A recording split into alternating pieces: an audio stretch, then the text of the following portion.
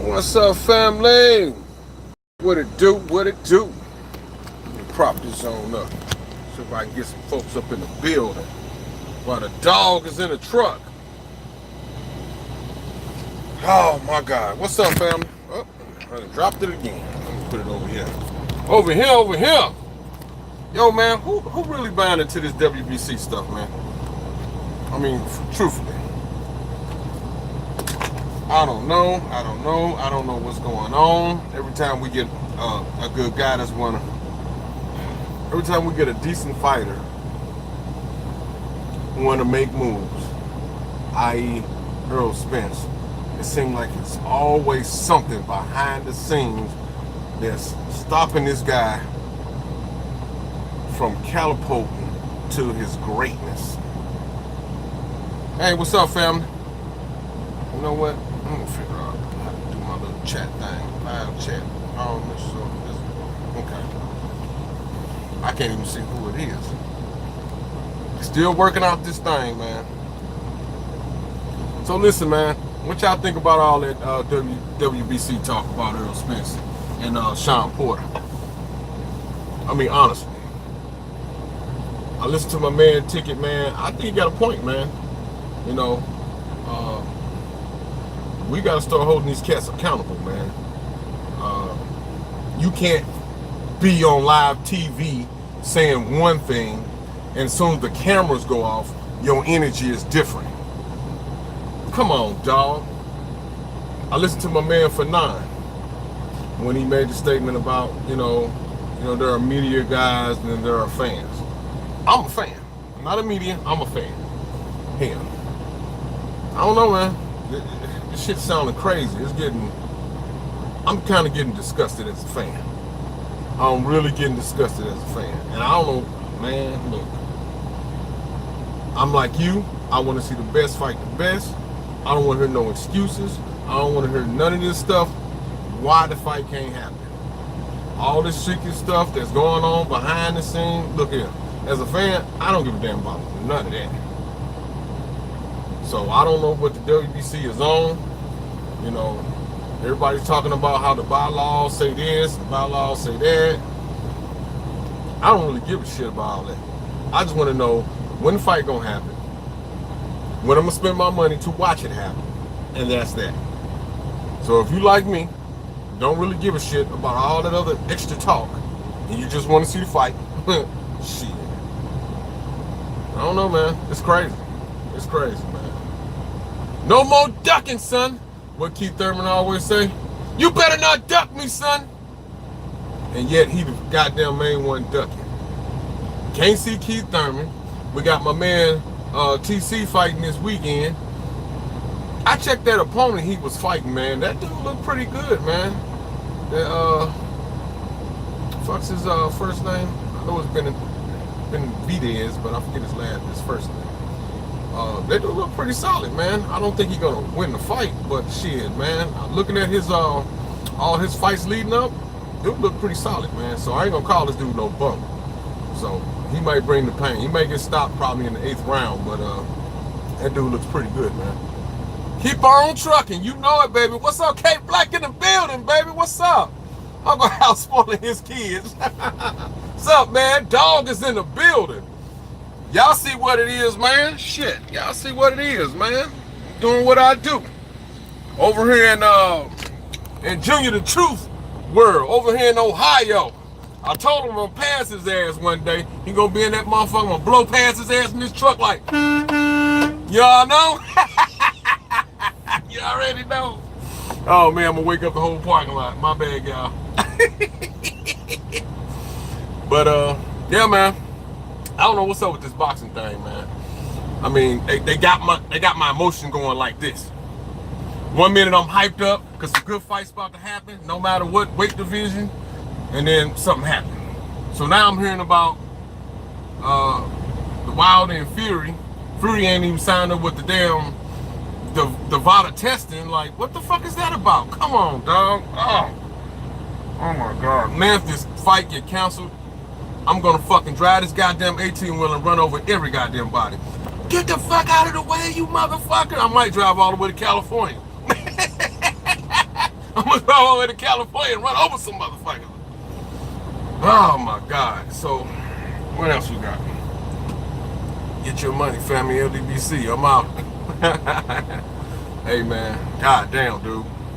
So, yeah, man. I don't know. I don't know if Errol Spence and Terrence Crawford gonna make the fight. I don't know how long that's gonna be. You know, we don't know what the fuck going on with Keith Thurman.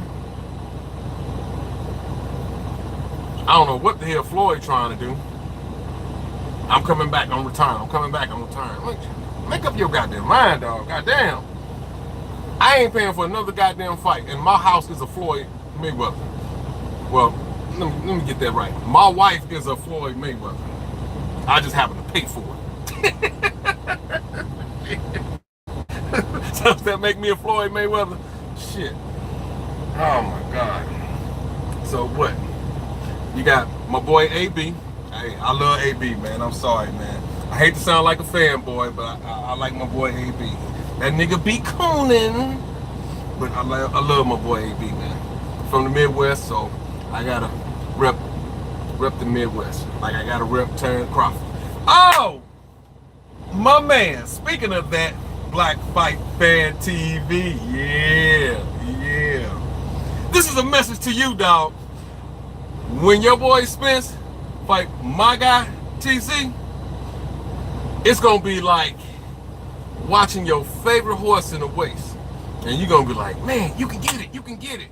And then he break a leg. That's to my man, Black Fight Fan TV. Yeah, man. Yeah. Oh man, I couldn't help myself on that one. So I don't know, man. I don't see anything really good coming up that's gonna be like, wow. I'm hoping that December 1st gonna happen because I did want to go, but I ain't. Look, fuck that. I'm not gonna waste no money, man. I wanted to go, and I said, you know what? I'm wait another week and see what's really going on, because you can always stay on the outskirts of LA. It's really cheap to stay on the outskirts. I've been there 1,000 times. Wherever major city you live at, I've been there. Hell, I've been doing this for 15 years, so whatever major city, whatever major state, I've been there. Hell, I've been to Canada. I've been over to Mexico. I ain't never driven a truck in Mexico, but I've been to Mexico.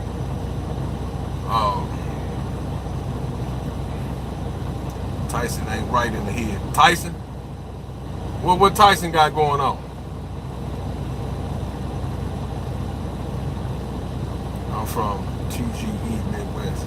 TGE Midwest. When I'm running with EJ. Where is TGE?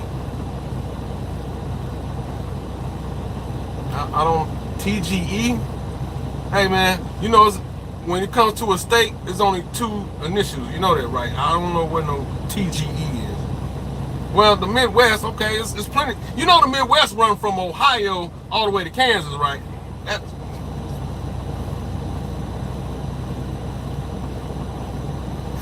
I don't get it. I don't get it. Oh, okay. See, now you're talking. That's in my region I run. So I run pretty much Oklahoma, Kansas. I do Iowa, Missouri. I do Illinois, Kentucky. I do Minnesota, Indiana, Ohio, Michigan. Then I cut off right here in Ohio because I don't want to go no further east. I'm thinking about getting my Class A in them. And it went away. I still ain't even figured that out, how to bring up my chats. Okay, I'm thinking about getting my Class A. Their money trucking. Oh yeah, man. This thing here, man, this what's up, man. I mean, we talk about trucking, man. I mean, shit. Truck driving schools are a dime a dozen right now. Depending on, one thing you have to think about when you get in this industry, when you're in training, because there are solo companies and then there are team companies. A lot of people don't feel comfortable when they get out of their 30-day training driving this big ass truck by themselves. Some people like to have a person in the truck with the same amount of experience or a little bit amount of experience. The thing about getting in the truck after 30 days with somebody with the same status as you is that when you're traveling through the country, everything's gonna be new for both of you, not just this person or that person, both of y'all. So it's what makes it fun. A lot of people just don't like to travel by themselves, man. It's a lot of crazy goddamn truck drivers out here. And when I first came out here, when I was what, 29, man, it was just some nutcases. They talk to you crazy.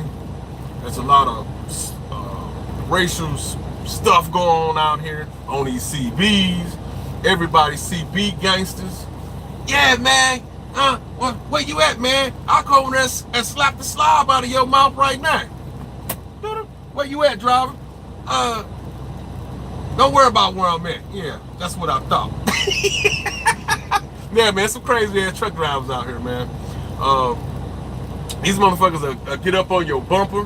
When you get out here on the main highway on 70, 80, whatever major interstate that go east and west, they ass will get up on your bumper, then they'll run your ass off. There's crazy truck drivers out here. But anyway, back to the job, man. This job here changed me dramatically. So I was doing the trash game. I was a trash man before I started doing the big truck. And it was some cool money, man. Hell, making $50,000 a year as a trash man, local at home, before they cut the overtime out. And that was the shit.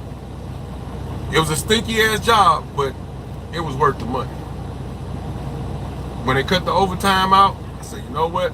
Fuck it. Let's do something else. Let's go drive a big truck.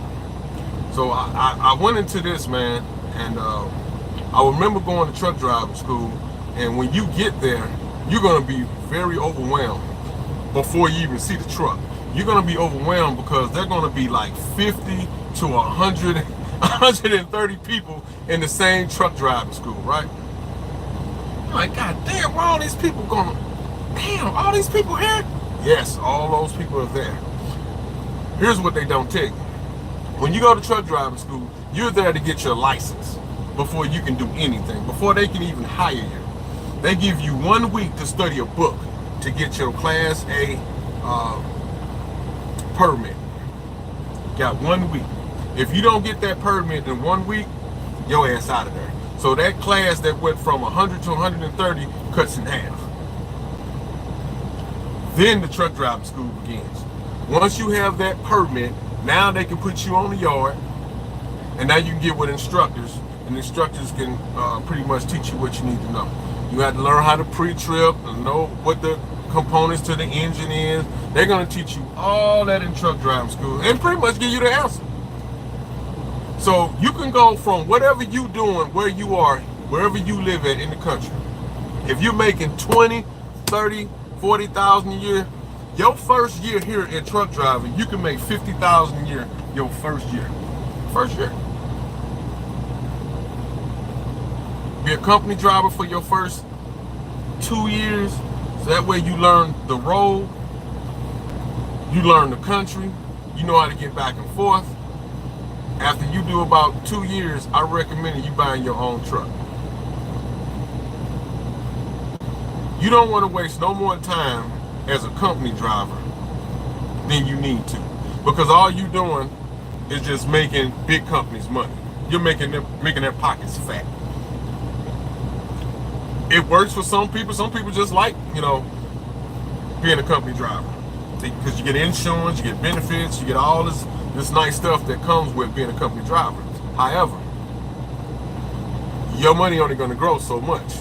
So as a company driver, you'll take home about $900 to about $1,100 a week. But is that worth it? For the first year or two while you're learning, that may be great money to a lot of people, because a lot of people, like when I go home, what I do, and when I listen to people say, yeah, I get about $700, $800 every 2 weeks. I'd be like, damn, I forget how I was before I got into this trucking thing. Before I even got my CDLs, period. Because I used to make that type of money too. I'm like, man, $700-800 every 2 weeks? God, dog, man. I've been starved to death right now. So, as a company driver, you can make that $900 to $1,100 a week, and that's still gonna be better than what most people do where you live at. I say to only spend 2 years because you can go from that and make 3 times the amount. In 2 years, you can make 3 times the amount. So now you're making about $3 grand a week. That's the game, and that's the business, man. That's the business I do. Unfortunately for me, trucking, when I first came in, trucking was like a big secret. Like it was the best kept secret. Nobody wanted to share on how to be an owner-operator. Nobody wanted to tell you how to elevate your game. But they fucked up. They fucked up because they let me in. I used to work for this company about 10 years ago. And when I went there, I brought my own truck. I started meeting people, and you know, new guys would come in, and then I would train a few guys, and I'll let them go. But then one day, one guy said, you know what, man, I need for you to buy my contract, right? So this contract he's referring to is when you go to truck driving school, they'll pay for you to go to school for free. What they're expecting is that you do at least 10 months with them while they're paying for you to go to school, because school costs about $5,000 to about $8,000 now, more about the $8,000 more or so. So they're saying, listen, for $8,000, all you have to do is sign this contract. We're gonna pay for your room and board. We're gonna pay for your schooling. We're gonna pay for your housing. We're gonna pay for your food, all of that. So it's free. Now, while you in training, the only problem you're probably gonna have, and it may not be a problem for you, is that you're only gonna be making about $700 a week while you in that training deal. And again, that may be great money for you when you first come in. You know what I mean? Because if you're working at Mickey D's, well then you already know whatever you're getting at Mickey D's for every 2 weeks, you can get that in a week. So, when I first came here, I had hired this guy. I had bought his contract, and his contract at that time was $5 grand, and they did a little payroll deduction, and in 6 months his contract was paid off, and so he was working with me, basically for me. We rode together for another 6 months. After he got 1 year experience, I broke him away from me, put him in a truck just like mine. Now, while he was with me, I paid him $900 a week. Now, for a person that only got 6 months to a year, that's great money. 9 months, $900. Sometimes if the pot real fat, hell, I give him $1,200, $1,300. So when I separated him from me and put him in his own truck, when I went to go get another truck, taught him how to train someone like I did, this dude, he started making $1,800 to about $2,200 with 1 year experience. He ain't even own the truck. All you had to do was just drive and train. That's it. This guy was so happy that he told a friend, and that guy wanted to do the same thing.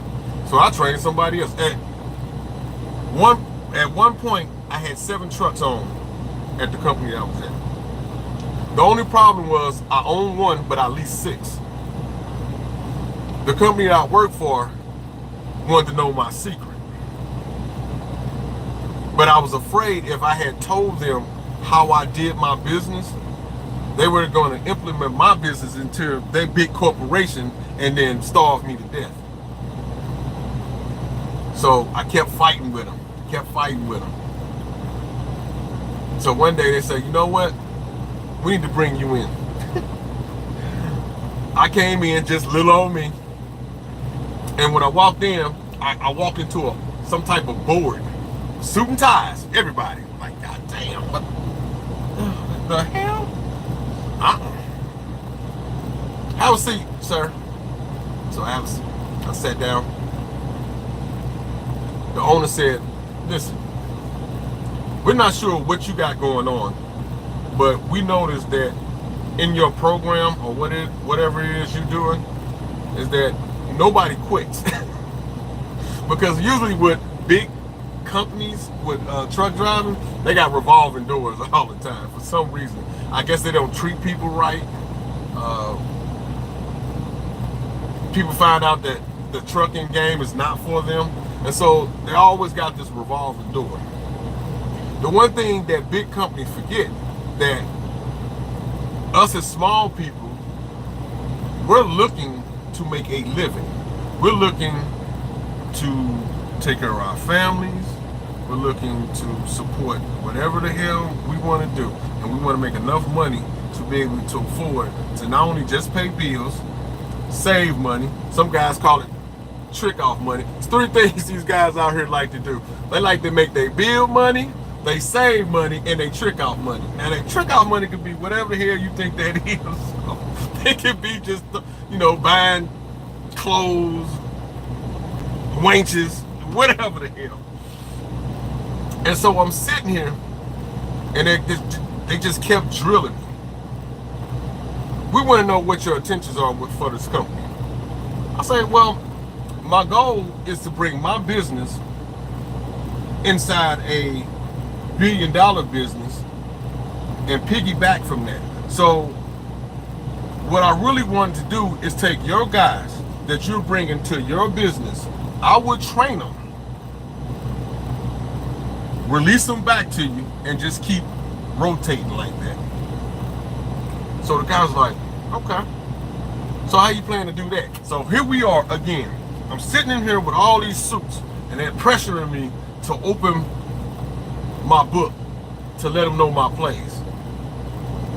I say, nah. Well, I mean, I say, sir, I'm not sure exactly what it is you want me to say and how you want me to present this to you, but I don't feel comfortable showing you all my playbooks. He said, well, sir, you do realize that we're not gonna allow you to have any more trucks, right?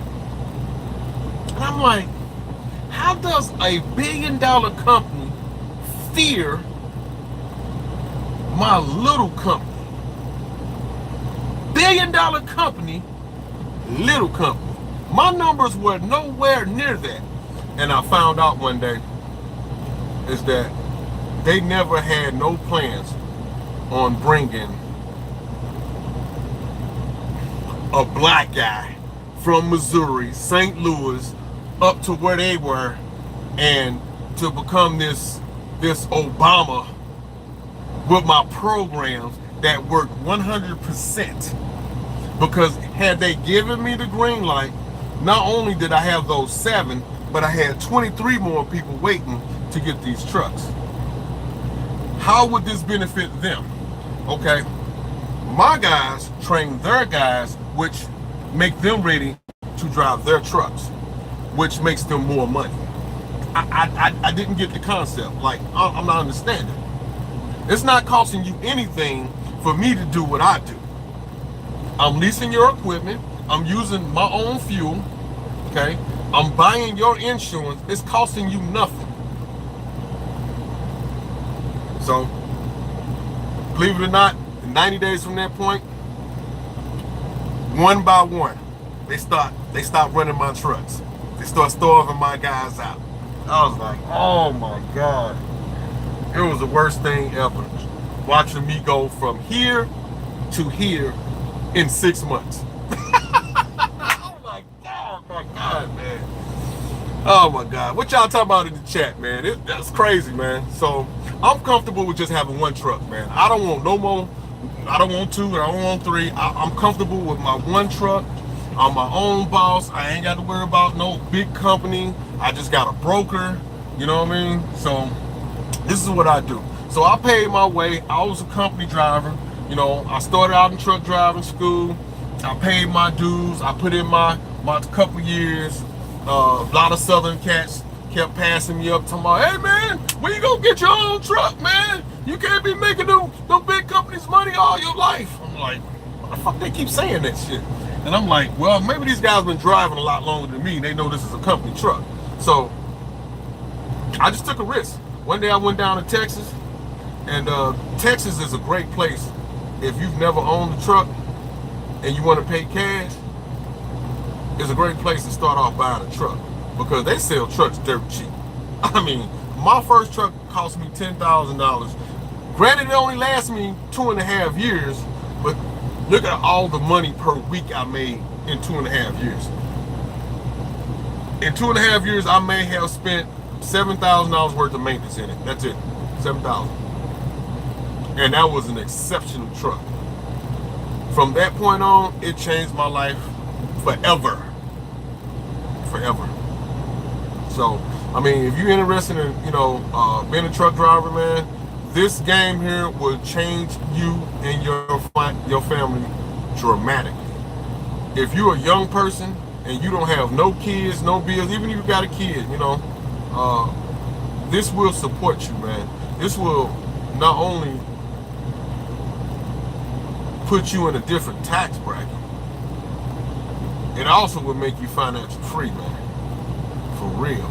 Because if you only used to making $700-800 every 2 weeks, imagine if you got that every week. So now you doubled your income. You know what I mean? If you were managing your bills with that every 2 weeks, what about all the extra money you're gonna get every week? So little thing, man, little thing that I do. We call this the Lions Den Trucking Community, baby. The LDTC in the building. Thanks for the info. I'm going, got something hidden up here. I'm going to use it and get that Class A. Yeah, man, that Class A, man, it changed my life, dog. So, I'm used to being inside my city, man. You know what I mean? Like 78, like Black Fight Fair, you know what I mean? All them guys look like they about as old as me, man. I don't know quite old, but we're around that same age bracket. So when they chopping it up online, man, and they telling people about certain things about this and that, I see guys like that all the time. I was always one of the guys that's called a watcher. Like, I knew the game, I know how the game is played, but I never wanted to be that guy. You know what I mean? Because all my friends were that guy. And after watching those guys get sent up, get killed, say, you know what? I'm good. You had no choice but to see that when you live in a community, you know what I'm saying? When you live in a hardcore community. I come from the projects. In my era, that's not a good thing to say. Yeah, I'm from the hood. I be telling them where the fuck I live at, man. No. You know what I'm saying? You don't tell people you from no goddamn hood, but now it's like everybody loves saying, hey, I'm from the hood. They big up in the hood. Marlo's Corner, chilling fat. What up? Thank you for that. Marlo's Corner. What's up, Marlo? I was waiting on one of y'all to go live, man. I wanted to join y'all live. So I got bored. I went on my own live. Shit. Yeah, man. So I started this conversation about talking about the WBC, man, and their antics, man. Like, I don't know what the fuck's going on. I was listening to Ticket, I was listening to Fanon, I was listening to Cal Enigma, and what they saying is, the book is saying one thing, and dude is saying another, but Blood said that, dude make up his own rules as he goes, so it's fucked up, man. I'm confused. Like, how do you hold somebody accountable when rules don't apply? You know what I mean? How can we hold anybody accountable when rules don't apply? So I watched Ticket go ranting on him, on my man Porter, and I agree, but to what end? Are we just making noise for no reason? I mean, I heard Blue Blood say that we can talk all we want because at the end of the day, it's not going to matter. And I'm like, damn, for real? So if everybody stop buying them fights, start watching that motherfucker, and then hit that dude in his pocket, what's his name, Mauricio? I bet you feel it then. I bet his language changed. I bet his his tune be changing then. If you stop watching, stop buying seats, because all you gotta do is hit him in the pocket. Hit him in the pocket. He'll wake up. What do you mean it's not gonna matter? Come on, dog. Damn. Sorry though, man. But that's all I got to say, man. I just wanted to burn up a little time. I'm waiting on somebody to go live on their thing, man. I'll chop it up while I'm on my break. You know what I mean? So, it's your boy Suave Dog. Suave House Boxing. I'm out.